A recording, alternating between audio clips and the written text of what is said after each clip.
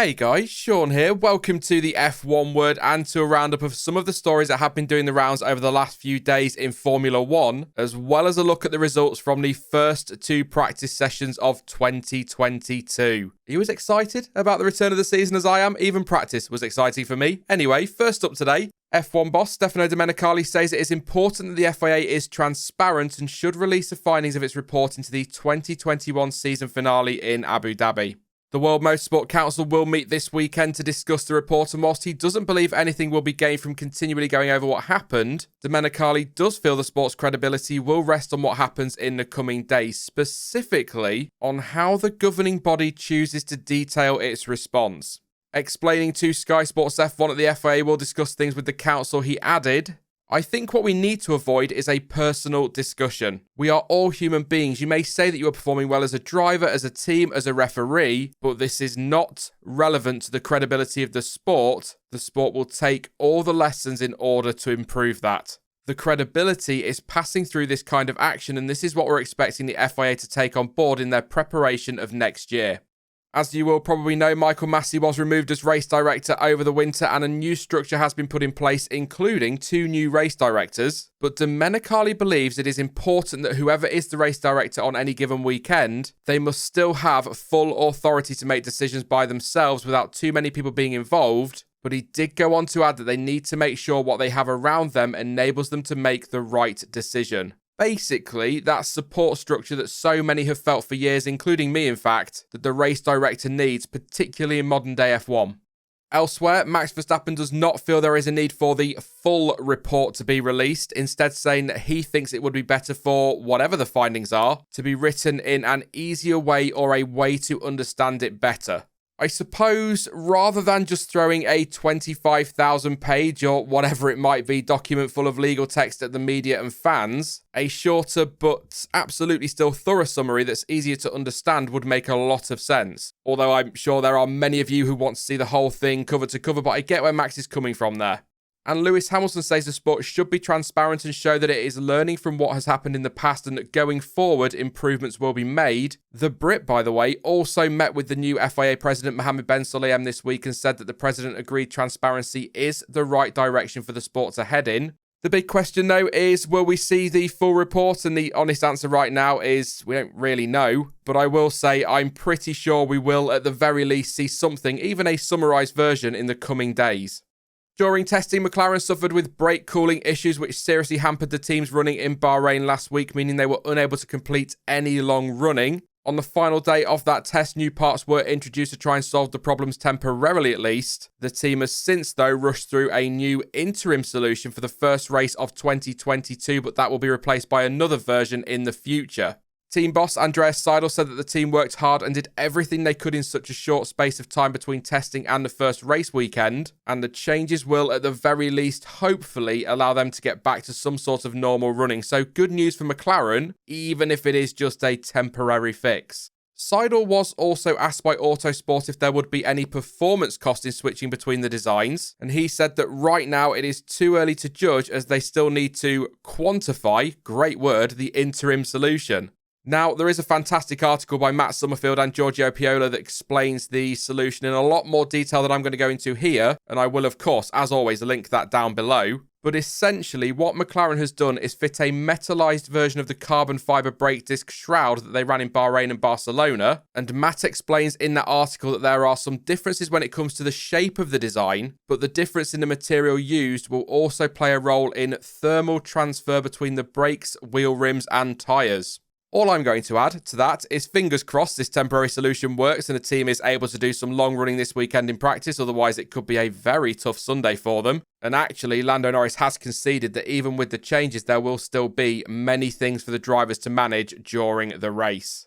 The FIA has made some tweaks to the regulations ahead of the start of the new season. The first of these changes is related to the minimum weight of the 2022 cars, after some teams struggled to get their cars down to the 795 kilograms as per the regulations. So, following discussions with the teams, it was agreed to raise the minimum weight limit by 3 kilograms to 798, and that has now been rubber stamped by the FIA. But that is not all, as teams have been given approval to fit a stay to the floors of their cars, something that was, in theory at least, set to be illegal this year, and that's to try and combat the floor flexing and help them to try and get on top of this porpoising issue. The flexing of the floor, by the way, being something that made the issue worse. And if you're wondering, by the way, what those stays are, they are the rods you can see attached to the floor towards the back of the cars. And you can, by the way, read more on that by checking out Matt Summerfield's article over at motorsport.com, and that, along with all the articles used in this roundup, is linked in the description down below.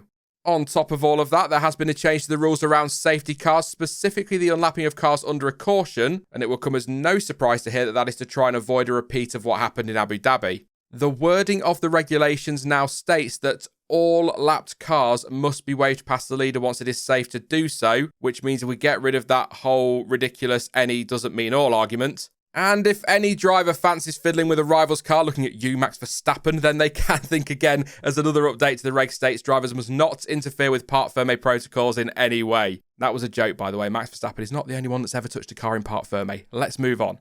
Carlos Sainz has said that he is not believing all the hype around Ferrari this season following a solid showing in testing. The Spaniard is ready though for whatever comes his way and has been focused on preparing for the first weekend of the new season and will adjust his expectations, quote, a bit more after FP1, FP2 and FP3. And based on FP1 and FP2 today, I think he's going to be quite content. Charles Leclerc, though, despite being full of praise of the team's preparations for 2022, believes Red Bull still has the edge and says his view is a bit more pessimistic than that of team boss Mattia Binotto, who previously suggested the Scuderia could be either just in front or just behind their rivals at the start of the season. I love the first weekend of the year, nobody knows anything, so to summarise, Sainz isn't getting carried away with all the hype. Binotto thinks Ferrari is right in there and Leclerc reckons Red Bull is in front. And I'm just going to sit here and shrug a little bit more, but the picture will become so much clearer in the coming hours, especially after qualifying on Saturday afternoon, and I am very, very excited for that one.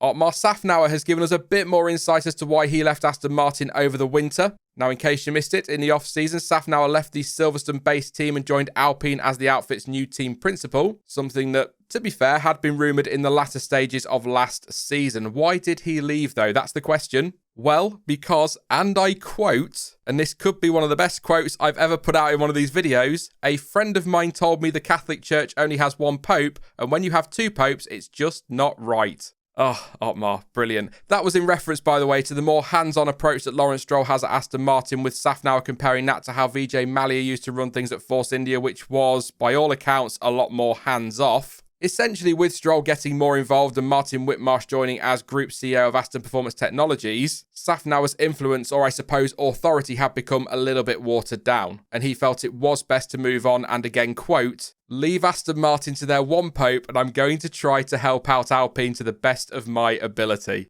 He also went on to tell F1 TV that he's in no rush to make any changes to things at Alpine, and right now his aim is to get a deep understanding of the team and how it works, rather than making change for the sake of change. Makes a lot of sense. And finally, and before I go, let's have a look at the results from the first two Friday practice sessions of 2022. Of course, this is still only Friday practice, but it is still worth a look. But as I said throughout testing, don't read too much into this, although it's a little bit clearer than it was a week ago, but still, God knows what the running order is. I haven't got a clue. It was Pierre Gasly who topped the first session of 2022 with a 134.193. He was just over 3.5 tenths clear of Charles Leclerc in second, with that second Ferrari of Carlos Sainz in third place. Also worth noting, in that top three, Charles Leclerc did have a bit of a spin at turn 11, just a quick 360, and then off he went. Everything was fine. George Russell was fourth in the Mercedes, 4 tenths off Pierre Gasly in the end, with Max Verstappen fifth and Lance Stroll in sixth. Lewis Hamilton ended the morning session in 7th place on a 134.943, 7.5 tenths off the fastest time by Gasly. And he had Fernando Alonso right behind him, with Yuki Tsunoda in 9th and Sergio Perez rounding out the top 10.